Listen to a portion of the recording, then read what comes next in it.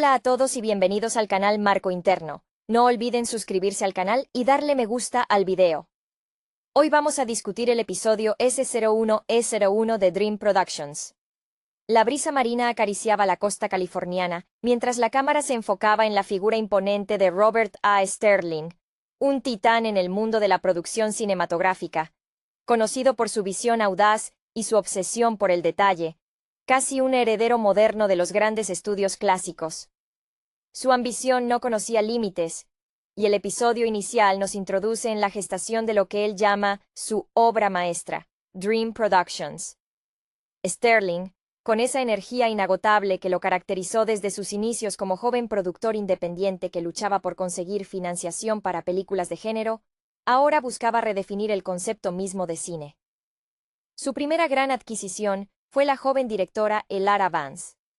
Vance, cuya trayectoria se había forjado en festivales de cine independiente, era admirada por su manejo sutil de la luz y su habilidad para extraer interpretaciones crudas y honestas. Se rumoreaba que su fascinación por el cine de autor europeo de los 60 alimentaba su estilo visual. El primer gran obstáculo se presentó en forma de guión.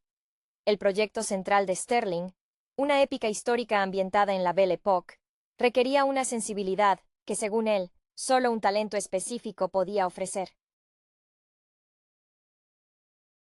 Aquí entra en escena Julian Hayes, un guionista cuyo nombre era sinónimo de diálogos afilados y giros narrativos inesperados.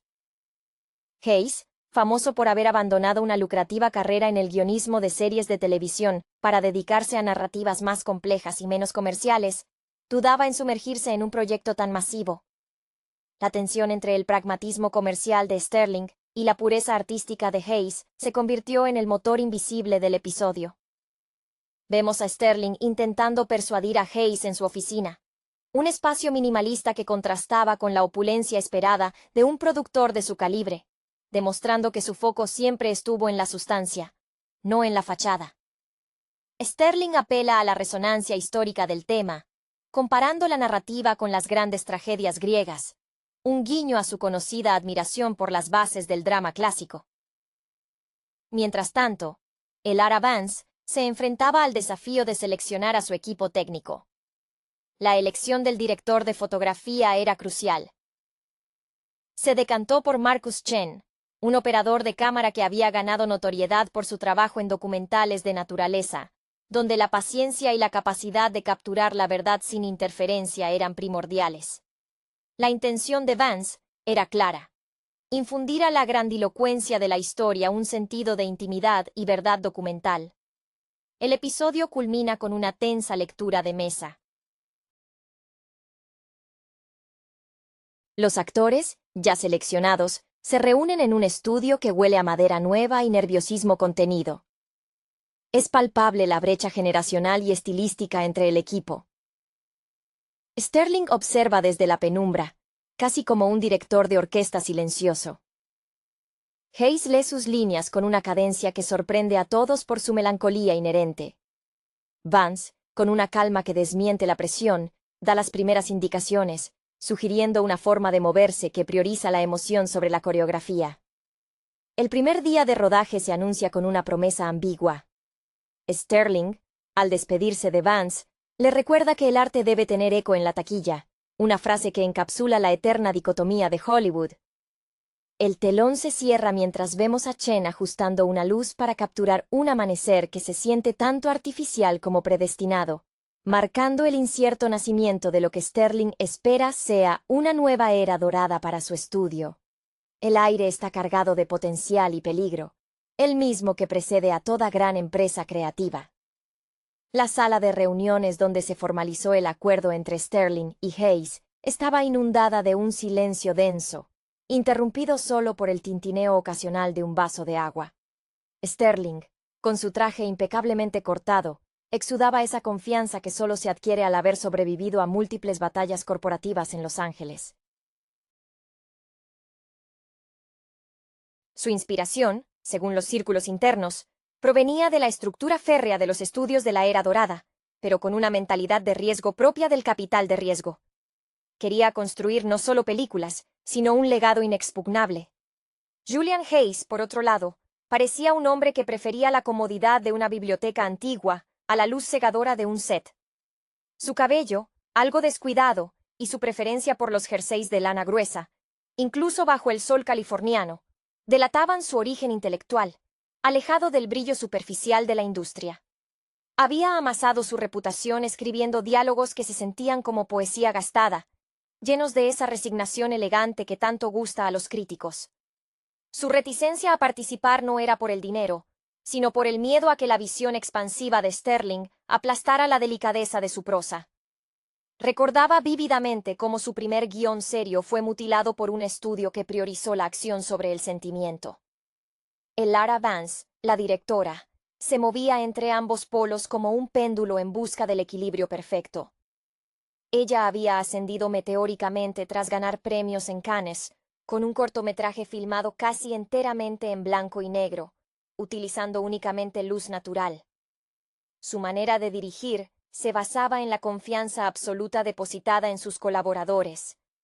Para ella, el director no era un dictador, sino un facilitador de la verdad artística. Por ello, la elección de Marcus Chen era tan significativa. Chen no veía el mundo en términos de encuadres perfectos, sino en términos de patrones lumínicos reales, algo que él había aprendido observando durante meses a las aves migratorias en condiciones climáticas extremas. Durante la primera reunión de visión, Vance mostró a Chen diapositivas de las pinturas de John Singer Sargent, elogiando cómo el artista lograba capturar la atmósfera social de una época a través del reflejo en la seda de un vestido. Chen asintió lentamente, ya imaginando cómo replicar esa calidad etérea sin caer en el artificio digital excesivo. Su desafío era hacer que la grandilocuencia de la Belle Époque se sintiera vivida, no escenificada. La lectura de mesa fue reveladora. El actor principal, un veterano de Broadway con una voz resonante que parecía abarcar el espacio, leyó con una grandilocuencia que hizo fruncir el ceño a Vance. Ella intervino suavemente, pidiéndole que interpretara la línea como si la dijera a su amante en la intimidad de su habitación, no al público de un teatro. El actor se quedó perplejo, pero Hayes, el guionista, sonrió por primera vez en todo el encuentro, reconociendo la sutil dirección que rescataba la humanidad de su texto. Sterling, observando todo desde el fondo, anotaba algo en una libreta. No eran notas sobre la interpretación, sino sobre el tiempo que se estaba consumiendo y el presupuesto que se estaba gastando.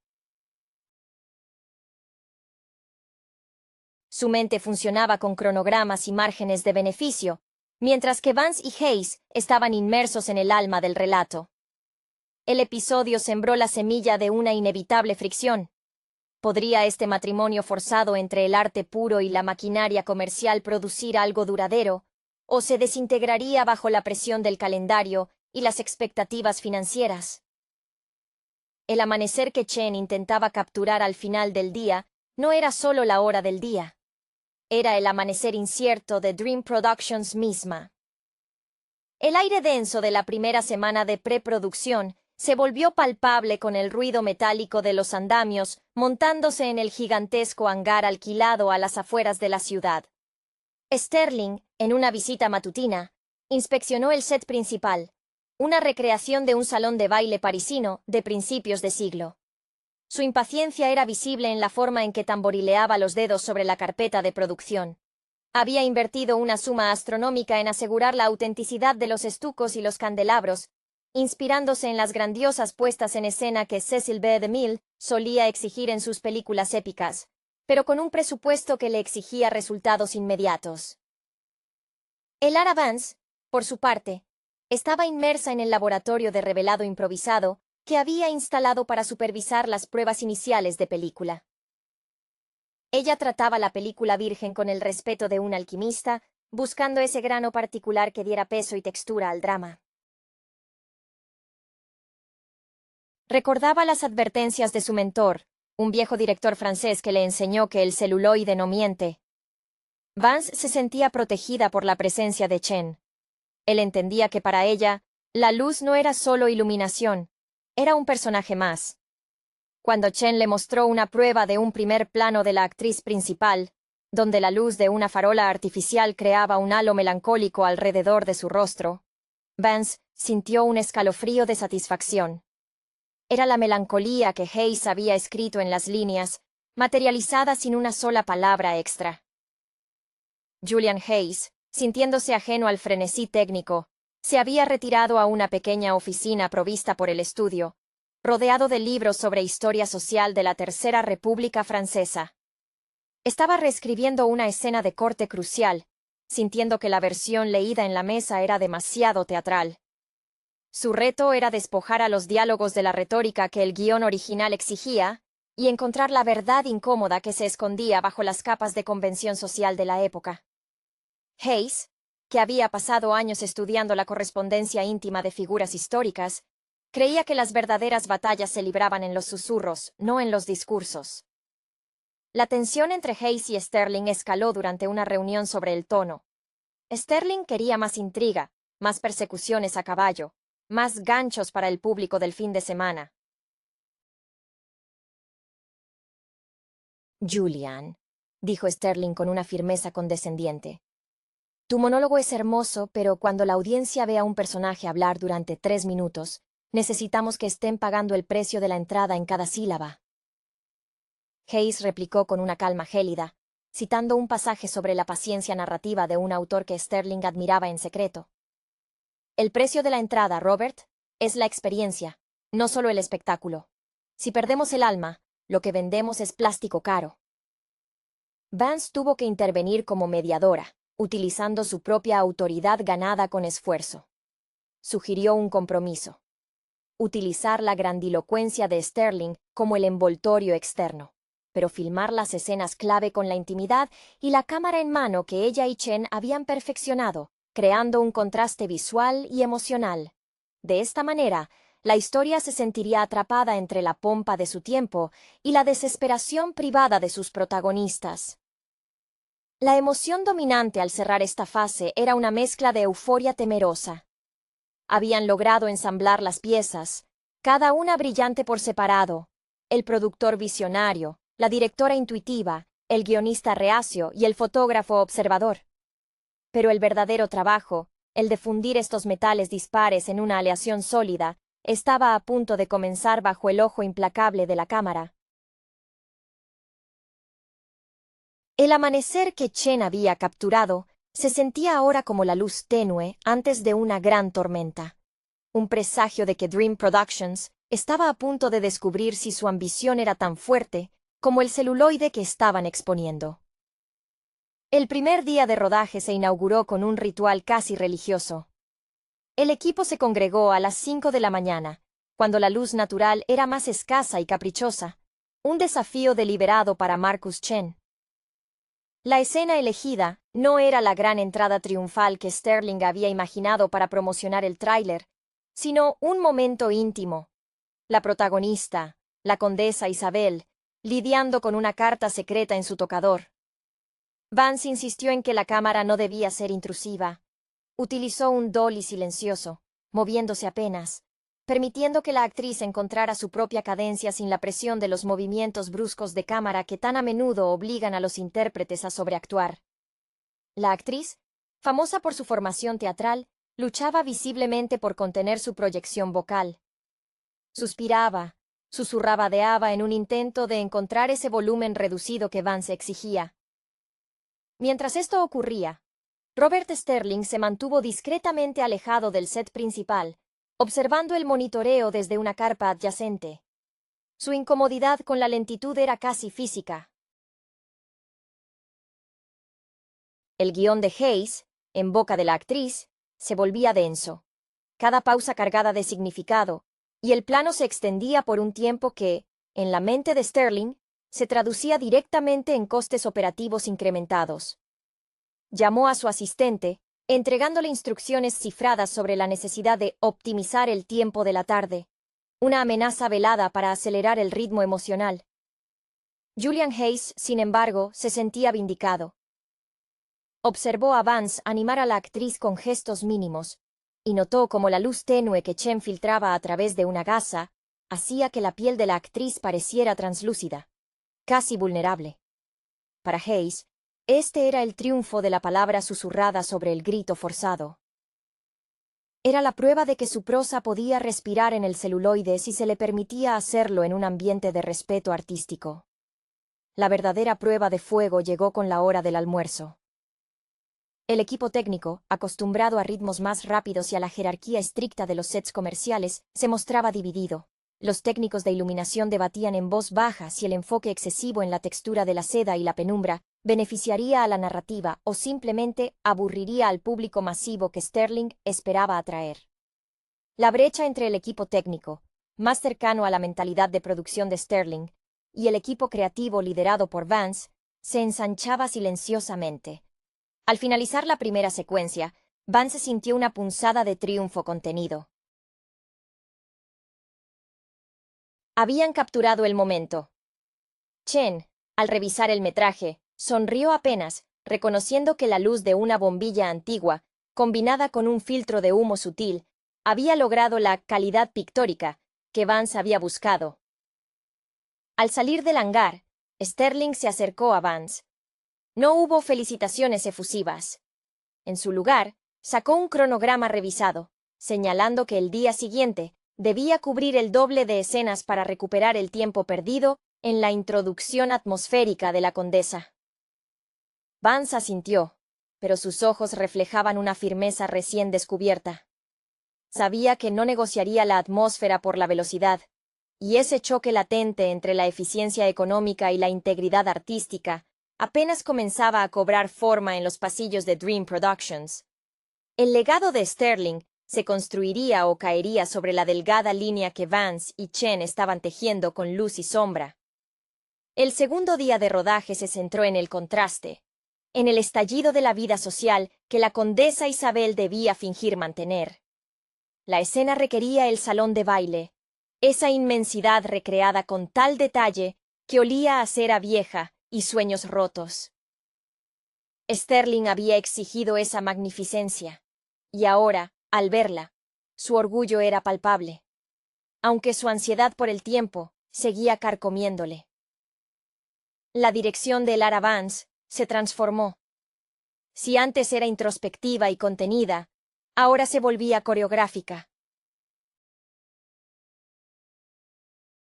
Instruía a los extras, a los músicos de época, con la precisión de un director de orquesta que moldea un crescendo. Quería el ruido, el bullicio de la alta sociedad, pero no como un fondo genérico. Exigía que cada risa tuviera una nota de desesperación, cada baile una coreografía de poder y sumisión. Marcus Chen tuvo que cambiar radicalmente su enfoque lumínico. Los candelabros, que antes parecían meros adornos caros, se convirtieron en fuentes de luz dura y contrastada, creando sombras profundas que Vance usaba para sugerir secretos y miradas furtivas. Chen empleó reflectores potentes, trabajando en un ballet técnico frenético para evitar que la luz artificial se sintiera totalmente plana, buscando siempre que ese brillo reflejara algo más profundo en los ojos de los personajes. Su habilidad, nutrida por la paciencia documental, ahora se ponía a prueba bajo la presión del espectáculo. Julian Hayes observaba la escena desde un lateral, su rostro una máscara de incómoda contemplación. La actriz principal, ahora rodeada por docenas de figurantes, había vuelto a caer en la proyección teatral que Vance había corregido el primer día. Hayes notó que, en el caos del baile, la sutil tristeza de su diálogo se perdía. Se acercó a Vance, rompiendo la burbuja de concentración que ella mantenía. «Elara», susurró Hayes, señalando al actor principal, que estaba interpretando un monólogo de cortejo con demasiada efusividad. Está bailando por encima del texto. La tensión no está en lo que dicen, sino en lo que evitan decir en medio de este ruido. Vance, tensa por la presión de Sterling para avanzar, asintió. Decidió una solución radical. No detuvo la orquesta, sino que pidió a Chen que enfocara la cámara en el rostro de Isabel y bajara la intensidad de la luz ambiente sobre ella drásticamente, creando una pequeña isla de penumbra y silencio visual a su alrededor, incluso mientras el baile continuaba. Vance gritó: «Isabel, escucha la música, pero ignórala. Solo escúchame a él. El efecto fue inmediato. La actriz se encogió ligeramente. Sus gestos se volvieron tensos y contenidos, y la humanidad que Hayes había buscado regresó a la escena a pesar del estruendo circundante. Sterling, al ver la toma en el monitor, parpadeó.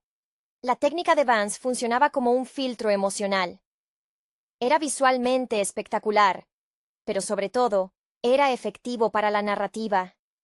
Al final de la jornada, Sterling convocó una reunión rápida con Vance y Chen. No habló del arte, sino de la eficiencia del metraje capturado. Hoy hemos cubierto el doble del material previsto, admitió Sterling, un raro indicio de satisfacción. Vance, tu truco de aislar la luz es ingenioso. Pero debemos mantener este ritmo. No podemos permitirnos más momentos de silencio contemplativo si queremos terminar a tiempo para la temporada de premios. Vance aceptó el cumplido superficialmente, pero sintió que la batalla no estaba ganada, solo pausada. Había utilizado la maquinaria de Sterling, los sets caros y la multitud, para hacer que su intimidad pareciera más valiosa y urgente. Sabía que su éxito dependería de cuántas veces pudiera hacer que el espectáculo se detuviera, aunque solo fuera por un instante, para escuchar el latido genuino de sus personajes, una lucha constante contra la voluntad del productor de mantener el tren acelerando sin mirar el paisaje. El sonido de los desmontajes resonaba en el hangar, un ruido que prometía tanto el final de una secuencia como el comienzo de un conflicto más profundo entre la visión y el volumen de negocio. La tensión acumulada durante las primeras secuencias pronto se manifestó en problemas logísticos y emocionales más amplios. El ritmo frenético impuesto por Sterling obligó a que el equipo de vestuario, liderado por una diseñadora famosa por su meticulosidad histórica, comenzara a mostrar signos de agotamiento. Cada ajuste de corsé o colocación de un encaje requería un tiempo precioso, y Sterling enviaba recordatorios constantes sobre la necesidad de tener las tomas de transición listas. Julian Hayes, viendo cómo su trabajo se apresuraba, se enfrentó a una crisis de autoría. Se encontró merodeando por el set de utilería, observando cómo los tramoyistas manipulaban objetos que él había imaginado con una carga simbólica específica. En una ocasión, notó que un antiguo reloj de bolsillo, crucial para un punto de inflexión en el tercer acto, estaba siendo tratado como un mero accesorio funcional. Hayes, impulsado por una necesidad casi paternal de proteger su texto, intervino ante el encargado de utilería, explicando con detalle la procedencia y el significado emocional del objeto dentro de la historia de la condesa.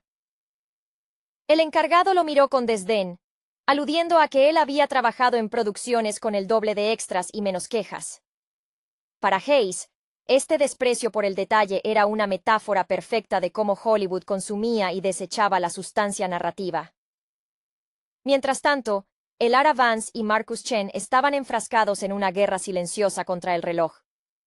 Para la siguiente gran escena, que requería una tormenta invernal simulada en el estudio, Vance quería niebla densa y nieve que cayera lentamente, evocando una sensación de aislamiento opresivo. Chen, utilizando ventiladores industriales y hielo seco, logró un efecto visual impresionante, pero el tiempo que tardaba en reajustar la iluminación cada vez que el clima necesitaba ser actualizado, estaba agotando las horas productivas.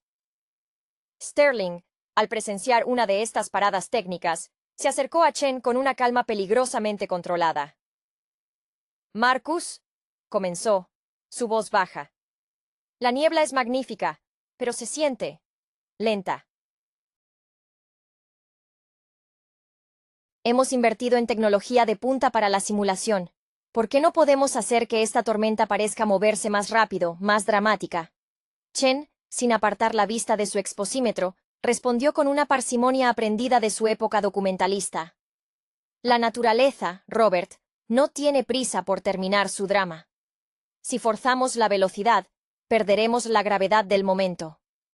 Fue una réplica audaz que recordó a Sterling que Chen no era un técnico de efectos, sino un observador del mundo natural. La tensión culminó cuando Vance tuvo que tomar una decisión difícil sobre una secuencia emocionalmente agotadora que involucraba a la actriz principal llorando bajo la nieve simulada. La actriz, al borde del colapso por el cansancio, se detuvo a mitad de la toma, incapaz de producir la emoción requerida por enésima vez. Sterling, desde el monitor, ordenó que se detuviera la filmación y que se le diera a la actriz una pausa de 2 horas para descansar y reagruparse, añadiendo una penalización presupuestaria al horario. Vance, sin embargo, se acercó a la actriz y no le ofreció descanso, sino una conversación íntima. Ella le recordó una anécdota personal de su propia lucha al intentar financiar su primer cortometraje, vinculando la desesperación de la condesa con la lucha real de la artista. Al cabo de 5 minutos, la actriz regresó al set, y la siguiente toma fue la mejor del día. Un llanto genuino, impulsado por una conexión compartida entre 3 mujeres en un entorno masculino y presurizado. Sterling vio la toma, y aunque anotó el tiempo extra perdido, por primera vez se vio forzado a reconocer que la inversión emocional, aunque no programada, rendía dividendos artísticos invaluables. Dream Productions estaba avanzando, pero cada paso adelante se lograba a expensas de una fricción creativa intensa. El reconocimiento silencioso de Sterling sobre el poder de la conexión emocional marcó un punto de inflexión sutil en su interacción con Vance. No hubo cambios en sus hojas de cálculo, pero la forma en que observaba a Elara en el set se volvió más analítica, menos meramente impaciente. Entendía ahora que la lentitud de Vance no era holgazanería, sino una forma de extracción de verdad, una que, si bien costosa en tiempo, resultaba rentable en resonancia dramática. Este entendimiento llevó a una nueva ronda de intrigas, cuando Sterling decidió inmiscuirse directamente en la postproducción, un área que hasta entonces había dejado en manos del equipo de Vance, confiando en su reputación de ojo pulcro. El problema era el sonido. Hayes había escrito escenas donde el silencio era un arma narrativa, y Vance y Chen habían capturado atmósferas donde el siseo del viento o el crujido de la madera eran tan importantes como el diálogo. Sterling, influenciado por su experiencia en producciones de gran presupuesto, donde el sonido siempre debía ser grande y envolvente, convocó al diseñador de sonido principal, un hombre condecorado por su trabajo en películas de acción explosivas. El diseñador, al escuchar las pistas iniciales, sugirió doblar el ruido del salón de baile, añadiendo capas de música orquestal grandilocuente para llenar los vacíos que Hayes había dejado con sus pausas dramáticas. Julian Hayes, al enterarse de esta iniciativa desde la periferia, reaccionó con una furia contenida que pocos le habían visto. Para él, el sonido era el último bastión de la autenticidad del guión. Si el ambiente se volvía artificioso, todo su trabajo se convertiría en una farsa pomposa. Se dirigió directamente a la sala de edición de sonido, encontrando al diseñador de sonido explicando sus planes a un Sterling complacido. ¿Están seguros de que desean ahogar la desesperación con violines baratos?, espetó Hayes, su voz inusualmente alta. La condesa no necesita una banda sonora operística para su miseria. Necesita el sonido de su propio aliento contenido mientras la mentira se desarrolla a su alrededor. Sterling intentó calmar la situación, apelando a la necesidad comercial. Julian, necesitamos que la audiencia sienta la magnitud del evento. El silencio absoluto no vende entradas en un cine de centro comercial. Fue Vance quien intervino, utilizando la lógica que había aprendido de su mentor europeo. La restricción es la madre de la inventiva. Robert, Julian tiene razón. Pero Marcus y yo podemos darte la magnitud sin el artificio. Marcus, puedes usar el sonido ambiente de la tormenta que grabamos en la escena de la carta, filtrarlo y usarlo como un subtono constante durante el baile. Que el sonido de la naturaleza invada el espacio social, como una premonición. Chen, sin dudar, asintió, comprendiendo la solución estética. Utilizar el sonido de la intimidad forzada para subvertir el ruido del espectáculo. La tormenta simulada, grabada en un momento de vulnerabilidad, se convertiría en el latido subconsciente de la película. Sterling observó cómo los tres, el escritor, la directora y el fotógrafo, ahora también supervisor de sonido conceptual, se aliaban instintivamente contra su impulso comercial. Se dio cuenta de que Dream Productions no sería suya en el sentido de control total. Sería el producto de esta sinergia tensa. Al final del día, Sterling permitió la mezcla propuesta por Vance y Chen, pero no sin antes asegurarse de que cada decisión que erosionaba su visión de gran espectáculo quedara meticulosamente registrada en los informes de gastos como una necesidad artística no anticipada. La producción seguía siendo una negociación constante, un campo de batalla donde cada fotograma y cada decibelio eran un tratado de paz temporal.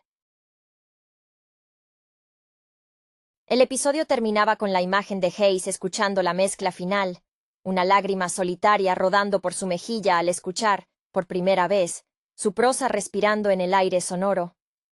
La fase de postproducción se convirtió en el nuevo campo de batalla, un espacio donde las batallas de la visión se libraban en la oscuridad, lejos del bullicio del set. Con la mezcla de sonido resuelta en un tenso compromiso, Sterling fijó su mirada en el color, el último gran elemento que podía definir si la película se sentiría como una obra de arte apreciada o como un producto de consumo rápido. Su principal preocupación era la saturación.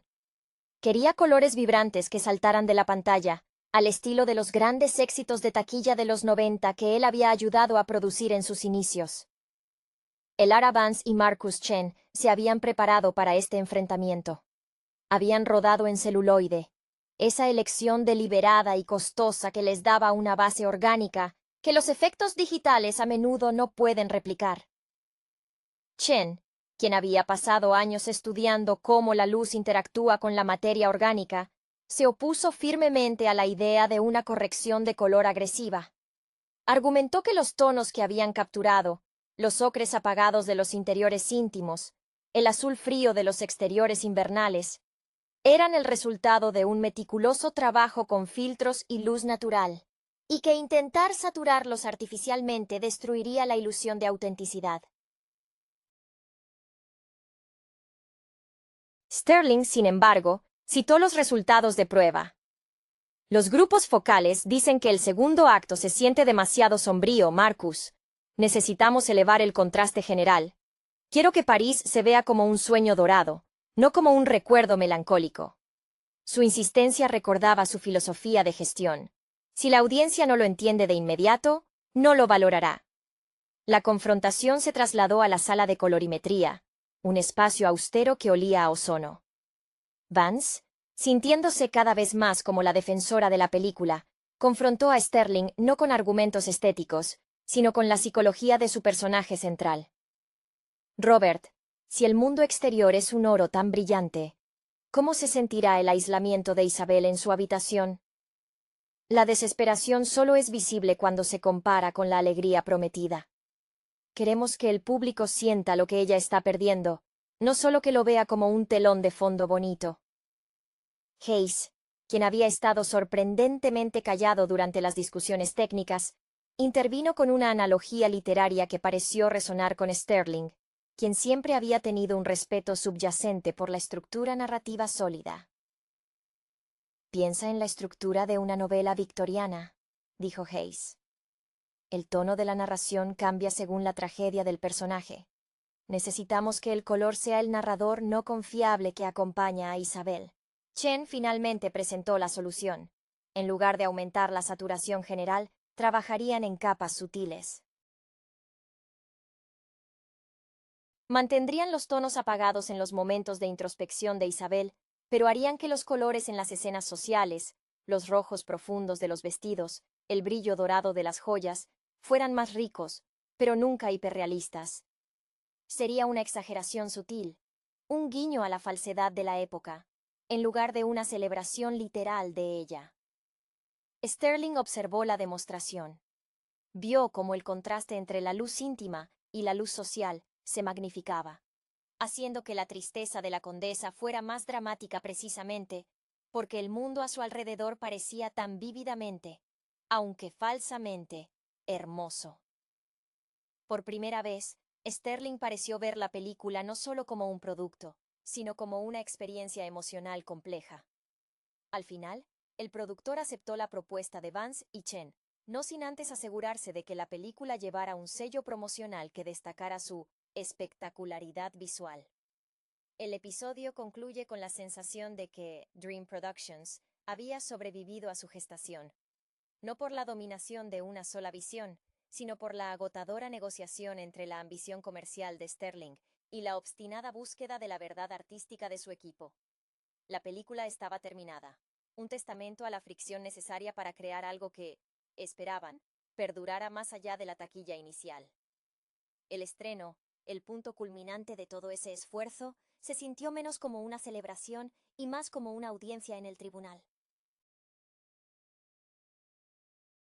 Robert Sterling había organizado una proyección privada para un grupo selecto de críticos influyentes y distribuidores clave en un cine palaciego del centro de Los Ángeles. El aire estaba cargado de la expectativa financiera que Sterling había estado calculando desde el día 1. Para él, esta noche determinaría si Dream Productions sería una leyenda o una nota al pie de página cara. Durante la proyección, Sterling se movía por el vestíbulo como un depredador. Su atención estaba fija en las reacciones. Cuando llegaban las escenas íntimas de Isabel, aquellas que Vance y Chen habían envuelto en luz tenue y sonido contenido, notaba una quietud inusual, una concentración que rozaba la incomodidad. Los distribuidores se intercambiaban miradas que denotaban preocupación por el ritmo lento. Sin embargo, el verdadero impacto llegó al final del segundo acto, tras la escena del baile frenético donde la condesa se sentía más sola que nunca. Fue entonces cuando Hayes sintió un alivio físico. El silencio después de la música era denso y respetuoso. No había murmullos de impaciencia, sino una absorción palpable. Al terminar la película, la reacción inicial fue una pausa prolongada, ese silencio que aterroriza a todo productor. Sterling se tensó, esperando el golpe directo sobre el presupuesto o la duración. Pero entonces, la crítica más temida, una mujer conocida por su ferocidad intelectual y su desdén por el cine de estudio, se levantó. Su comentario no fue sobre la acción o el dinero, fue sobre la textura. Mencionó cómo la luz parecía pesar sobre los personajes y cómo la historia no gritaba, sino que respiraba con una urgencia privada. Elara Vance, parada discretamente junto a Chen, sintió que el agotamiento de meses se evaporaba. Había logrado que su visión de intimidad superara la grandilocuencia esperada. Chen, con su estoicismo habitual, solo asintió, sabiendo que su paciencia había dado fruto. Julian Hayes, por primera vez desde que aceptó el proyecto, se sintió completamente visto. Sterling lo miró, y en ese instante, el productor pareció ver al escritor no como un proveedor de texto, sino como el arquitecto de la emoción central. Sterling, recuperando su compostura profesional, tomó el micrófono. Su discurso fue breve y estratégico. Evitó elogios artísticos directos, centrándose en la calidad inmersiva y la experiencia cinematográfica única, usando el lenguaje que sabía que resonaría con los inversores. Pero al final, dirigió su mirada a Vance, Chen y Hayes. Han demostrado que la audacia no reside solo en la escala, sino en la profundidad. Dream Productions está aquí para desafiar lo esperado. El final del primer episodio nos deja con la confirmación de que el experimento funcionó, al menos en la esfera crítica. La película se estrenaría con buenas críticas, elogiando su tono singularmente melancólico y su artesanía visual. Sin embargo, la lección para Sterling fue clara. Para construir su legado, no podía simplemente imponer su voluntad. Debía aprender a negociar con la verdad que sus artistas extraían, a veces a costa de sus propios márgenes. La alianza entre el titán del negocio y los puristas creativos se había sellado, pero el espectador queda con la certeza de que esta temporada de Dream Productions será una continua danza sobre el filo de esa navaja, entre la pureza y la ganancia. El éxito inicial de la proyección sembró un clima de euforia contenida en las oficinas de Dream Productions. Aunque Robert Sterling se apresuró a traducir ese aplauso crítico en una estrategia de distribución agresiva. Su instinto comercial le gritaba que capitalizaran el momento antes de que el fervor disminuyera. La primera gran prueba no sería el público general, sino la batalla por el calendario de estrenos, donde competían contra gigantes establecidos con películas de acción de presupuesto similar o superior.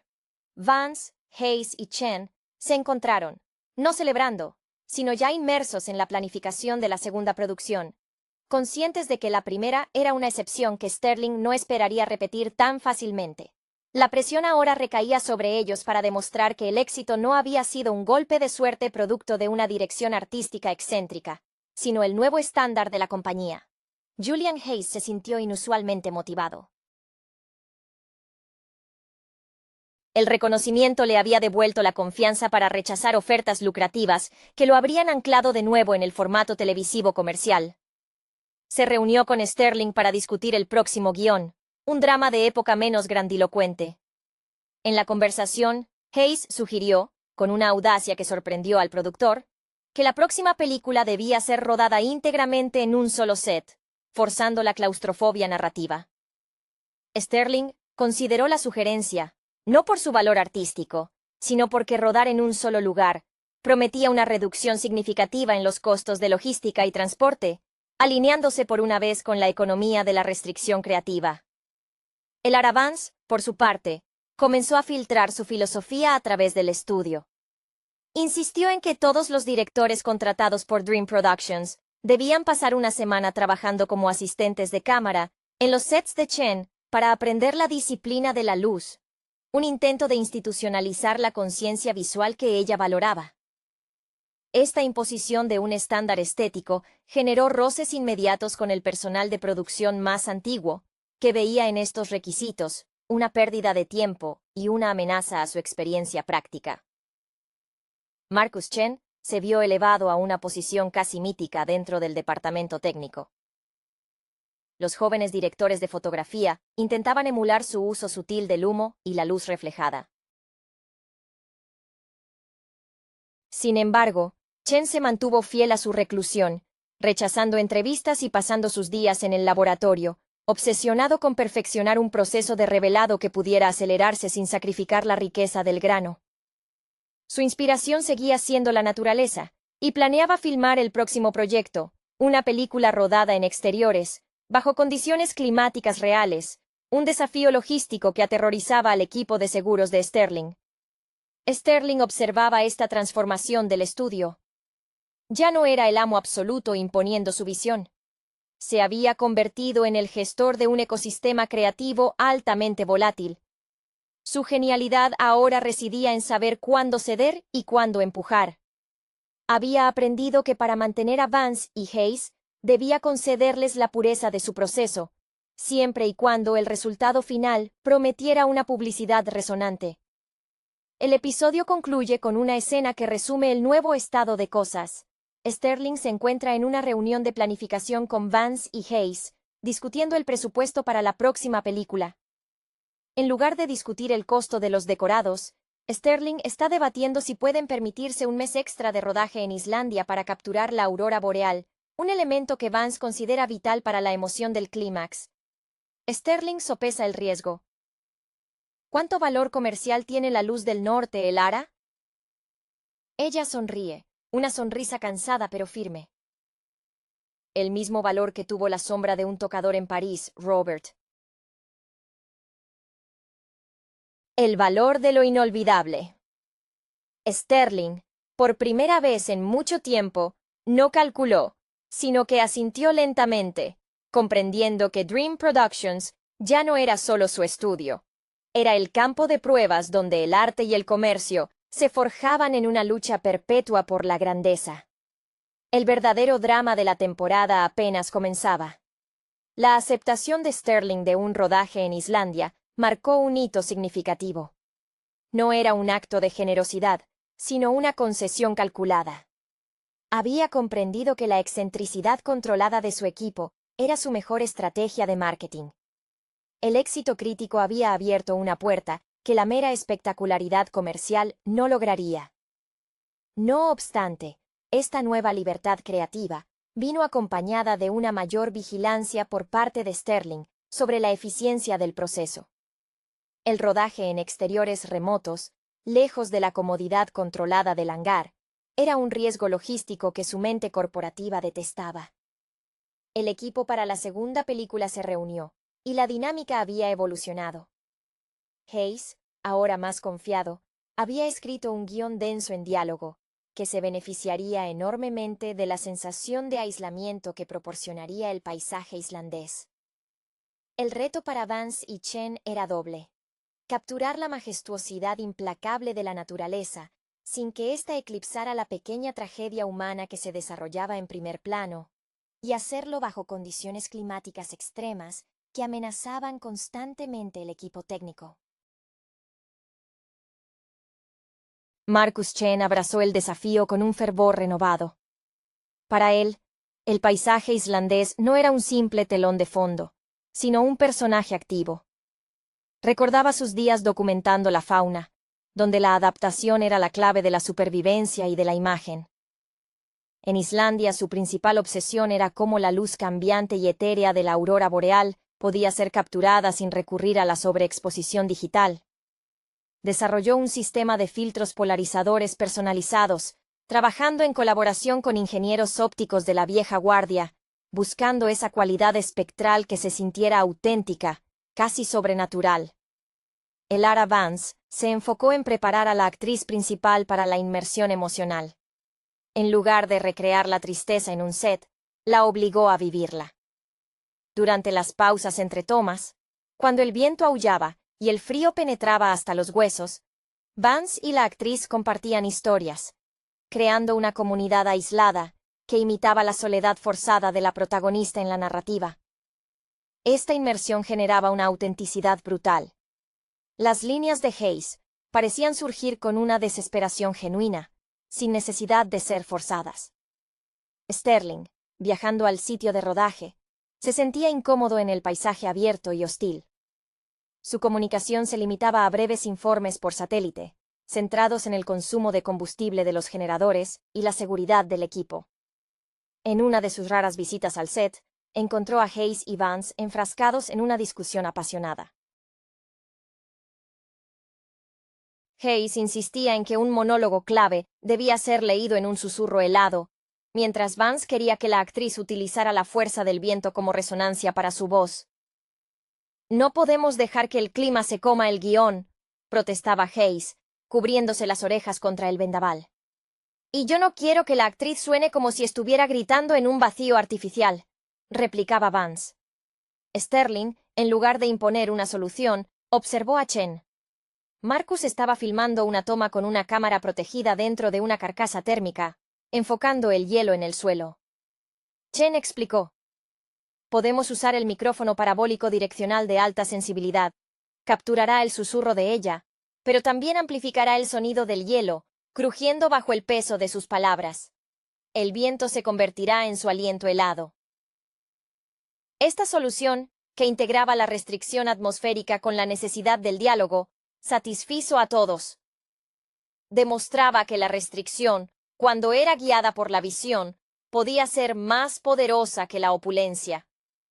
Dream Productions estaba encontrando su voz, no en la imposición, sino en la adaptación ingeniosa a las limitaciones. El final del episodio muestra al equipo, exhausto pero unido, logrando una toma perfecta de la aurora boreal, envolviendo a los dos actores en un halo de luz imposible. Sterling, viendo el resultado en un pequeño monitor portátil, sintió una punzada de algo que no era solo orgullo financiero, sino el reconocimiento de haber apadrinado algo verdaderamente único. La segunda película prometía ser un monstruo artístico, forjado bajo el hielo y la presión constante.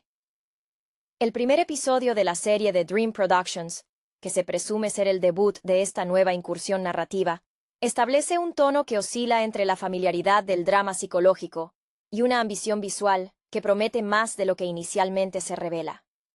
La dirección, aunque firme en su manejo de la atmósfera densa y claustrofóbica, exhibe todavía algunas vacilaciones propias de una producción que busca encontrar su voz definitiva. Es notable cómo desde los primeros minutos se intenta cimentar una conexión con el espectador a través de la vulnerabilidad del protagonista, un personaje interpretado con una intensidad contenida que recuerda a las primeras performances de ciertos actores europeos que supieron navegar la transición del teatro a la pantalla grande, donde la sutileza del gesto lo dice todo. La construcción del mundo diegético es meticulosa. Los escenarios, predominantemente interiores y con una iluminación que privilegia las sombras largas y los contrastes marcados, sugieren un estado de ánimo más que una geografía específica. Esto dialoga directamente con las supuestas influencias que los creadores podrían haber citado. Quizás un eco distante del cine de autor de los años 70, donde el espacio se convertía en una extensión del conflicto interno. Si analizamos la trayectoria de quienes están detrás de cámaras, se percibe un interés en la exploración de la psique fracturada, algo que se puede rastrear en proyectos anteriores de los guionistas, quienes consistentemente han evitado las resoluciones sencillas en favor de la ambigüedad moral. El arco inicial del personaje principal, cuya historia se centra en una crisis existencial o profesional no del todo especificada, está presentado con una cadencia deliberadamente lenta. Este ritmo podría ser interpretado como pretencioso por algunos, pero para el espectador paciente funciona como un lento sumergimiento. Es crucial observar la influencia que este personaje parece tener sobre el resto del elenco secundario. Hay una dinámica de poder sutilmente manejada, donde las interacciones no son tanto diálogos funcionales, sino más bien pruebas de resistencia emocional. Si consideramos la carrera del actor principal, conocido por su método de inmersión casi total en roles complejos, su presencia aquí valida la seriedad con la que se aborda el material. Él no solo actúa el papel, lo habita, trayendo consigo la resonancia de sus trabajos previos, que exploraron temas similares de aislamiento y redención fallida. La banda sonora, minimalista y empleando predominantemente texturas sonoras más que melodías definidas, refuerza esta sensación de incomodidad palpable. No busca ser pegadiza, sino disruptiva, funcionando como una capa adicional de ansiedad. Este enfoque, alejado de las convenciones de las grandes producciones seriales que prefieren música expositiva, sugiere que Dream Productions está apostando por un público que valora la experiencia inmersiva y no lineal. El guión, en este piloto, es parco en explicaciones directas. Prefiere sembrar interrogantes a través de metáforas visuales, como el constante uso del reflejo distorsionado o el enfoque selectivo en objetos insignificantes, que presumiblemente adquirirán un significado crucial más adelante. Es una invitación abierta a la interpretación, un riesgo calculado en el panorama actual de la narrativa televisiva saturada de información. El episodio concluye dejando al espectador en un punto de tensión suspendida, más interesados en descifrar el lenguaje simbólico propuesto que en saber qué sucederá a continuación. La figura femenina que aparece brevemente hacia el final del primer acto, cuya relación con el protagonista parece estar marcada por una historia no resuelta de afecto y resentimiento, merece un análisis detenido. Su interpretación es un estudio de contención. Rara vez eleva la voz, pero cada microexpresión parece cargar el peso de decisiones pasadas. Si tomamos como referencia la trayectoria de la actriz, famosa por sus papeles en cine independiente europeo, donde se especializó en retratar mujeres resilientes pero emocionalmente dañadas, su inclusión aquí no es casual. Ella sirve como un ancla emocional, el único elemento del entorno que parece recordarle al protagonista su vida anterior al desmoronamiento actual. Su vestuario, austero y funcional, contrasta con la paleta más oscura y saturada de los espacios del protagonista, sugiriendo una separación ideológica o moral que la trama desarrollará. El diseño de sonido merece ser destacado nuevamente, no solo por la música, sino por la gestión del silencio. Hay momentos prolongados donde la ausencia de sonido se vuelve opresiva, forzando al oído a concentrarse en los ruidos diegéticos. El crujir de la madera vieja, el goteo insistente, el sonido de la respiración agitada del protagonista. Este uso del espacio sonoro parece inspirado en técnicas empleadas en el cine de terror psicológico atmosférico, donde lo que no se ve o no se oye es más amenazante que lo explícito. Los directores están utilizando la acústica como una herramienta de manipulación emocional directa sobre el espectador. El contexto profesional del protagonista, aunque velado, parece girar en torno a alguna forma de arte o disciplina creativa que exige una dedicación absoluta, quizá la arquitectura o la música clásica, dada la precisión y el orden obsesivo que intenta mantener en su pequeño refugio. Esta necesidad de control es la grieta por donde se filtra su inestabilidad. Es un cliché bien explorado, sí, el artista torturado, pero aquí se intenta dotar de una especificidad tangible a través de los objetos que lo rodean. Bocetos incompletos de estructuras imposibles, la presencia de un instrumento musical cubierto por un paño, sugiriendo una renuncia forzosa a su vocación. La promesa de Dream Productions radica en si lograrán trascender el cliché mediante la profundidad de la ejecución y no solo mediante la atmósfera. El primer episodio establece con firmeza que el conflicto no será externo, sino una batalla librada enteramente dentro de los límites claustrofóbicos de la mente. La dirección artística, con su paleta de colores apagados, dominada por ocres terrosos y grises azulados, establece un estado anímico de melancolía persistente. No es simplemente que el entorno sea sombrío, es que cada textura, desde el terciopelo desgastado de un sillón hasta la veta áspera de una pared sin pintar, parece haber absorbido la tristeza de sus ocupantes.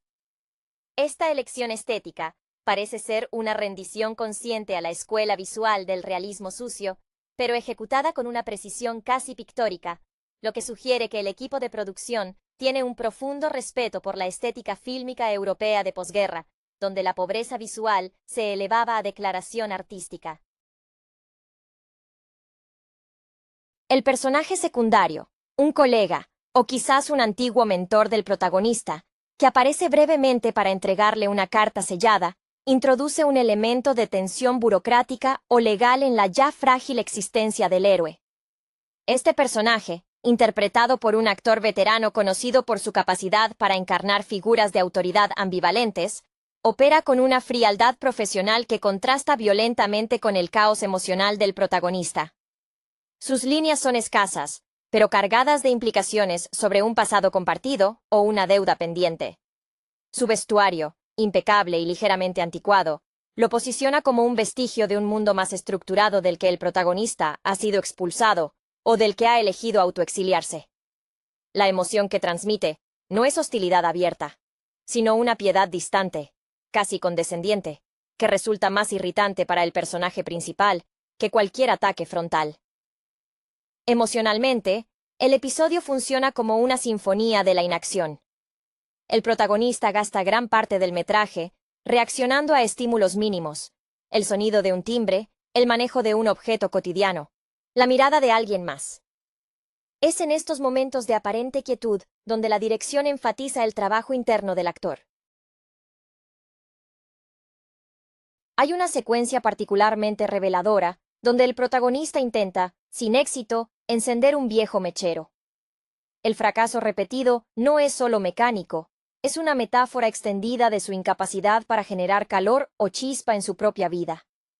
Esto refleja la inclinación del guionista principal hacia narrativas de fracaso silencioso, inspiradas quizás en escritores del existencialismo tardío, quienes veían la lucha más valiosa como aquella librada contra uno mismo y las propias expectativas.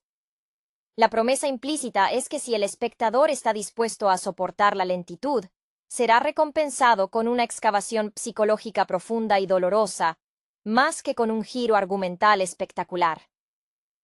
La progresión dramática en este primer episodio se articula más a través de la acumulación de atmósferas opresivas que mediante hitos argumentales definidos. El uso recurrente de planos detalle en objetos funcionales, un reloj detenido, una taza de café fría, el polvo acumulándose en un alféizar, sugiere una narrativa donde el tiempo y el deterioro material son personajes activos. Esta atención casi fetichista a los objetos dialoga con una tradición cinematográfica que prefiere lo tangible como espejo de lo intangible, una técnica que directores europeos con formación en cine experimental solían emplear para subvertir la primacía de la trama. La visión de Dream Productions parece estar firmemente anclada en este tipo de cine reflexivo, distanciándose deliberadamente de la narrativa de consumo rápido. El desarrollo del personaje femenino secundario, la que trajo la carta, se vuelve más complejo al examinar su lenguaje corporal.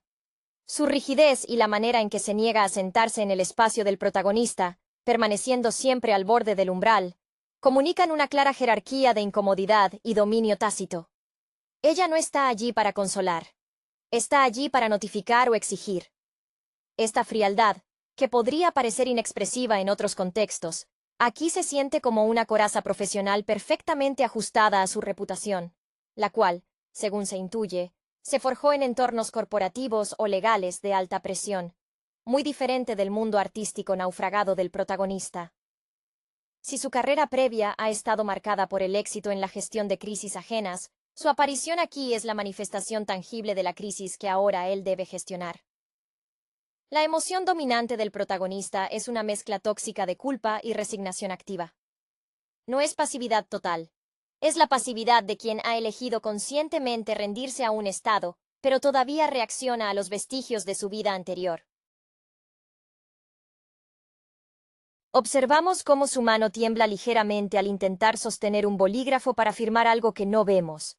Pero el temblor cesa en cuanto el objeto desaparece de la vista, indicando que su inestabilidad es situacional, vinculada a la presión externa manifestada en la presencia de la mensajera.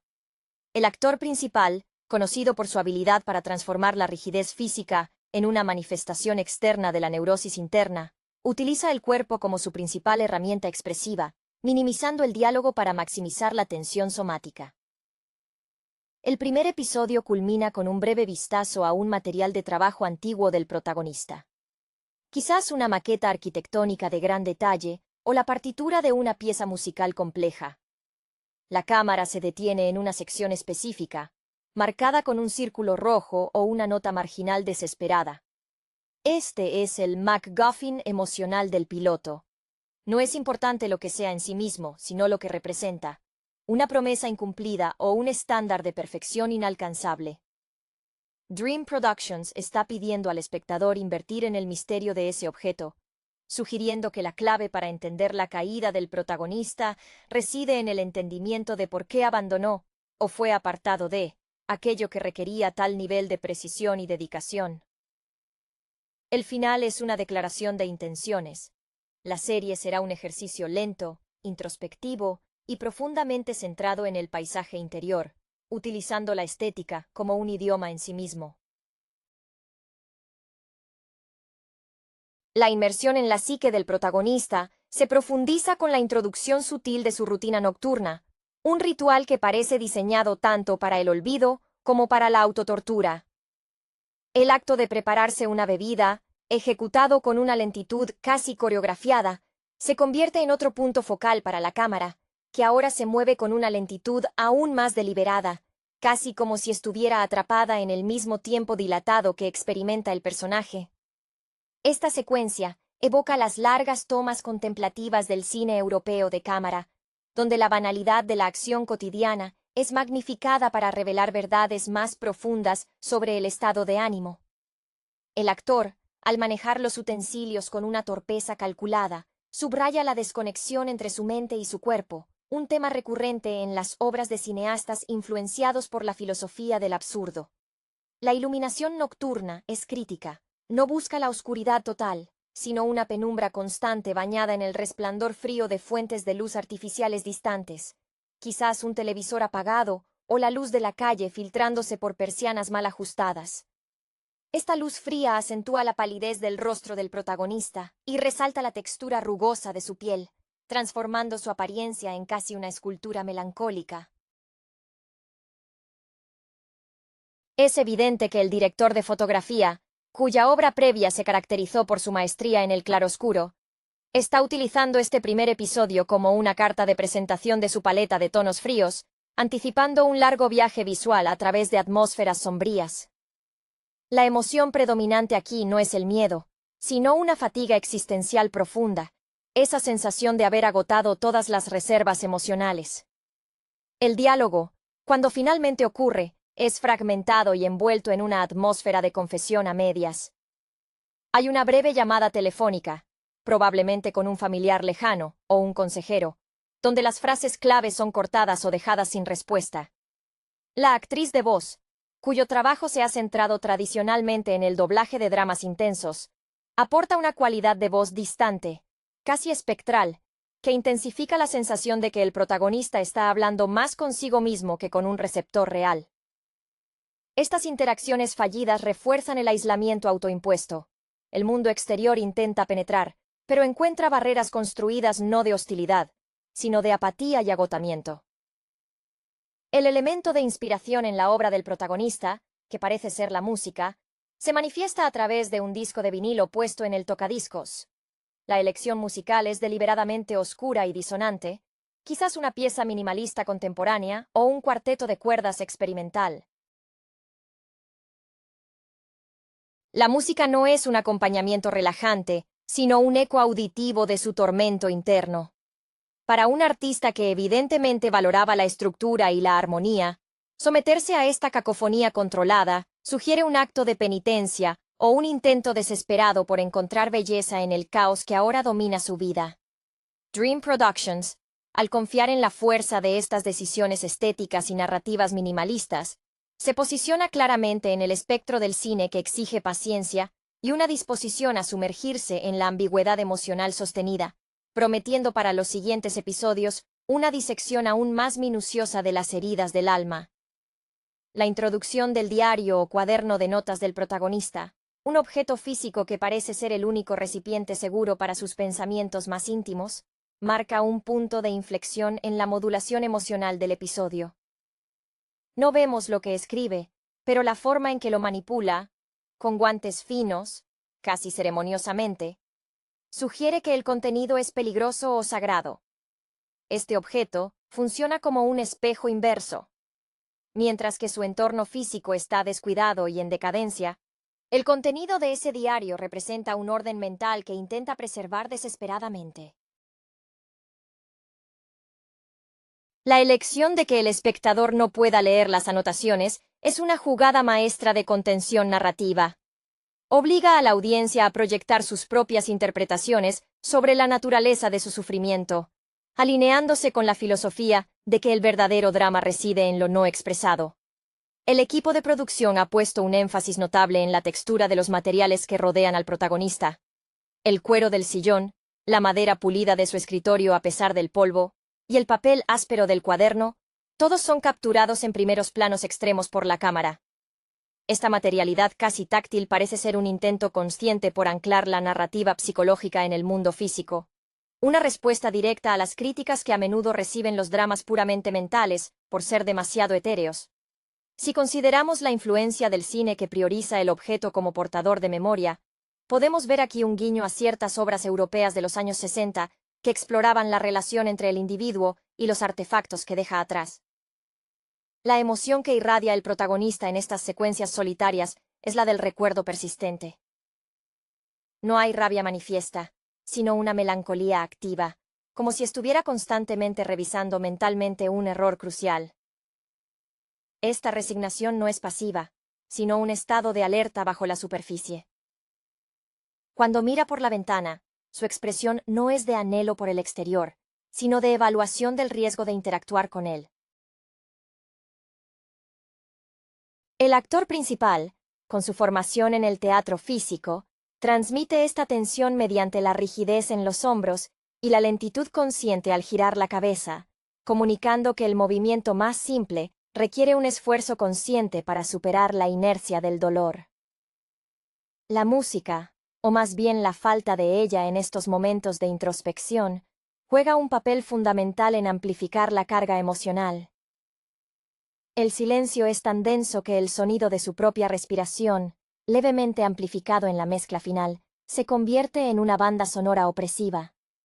Esto es una técnica deliberada para forzar al espectador a confrontar la vacuidad emocional del personaje. La directora de sonido, conocida por su trabajo en documentales etnográficos, donde la autenticidad acústica es primordial, ha logrado aquí un realismo sonoro que, paradójicamente, se siente altamente estilizado y artificialmente manipulado para generar incomodidad. Este piloto no vende escapismo.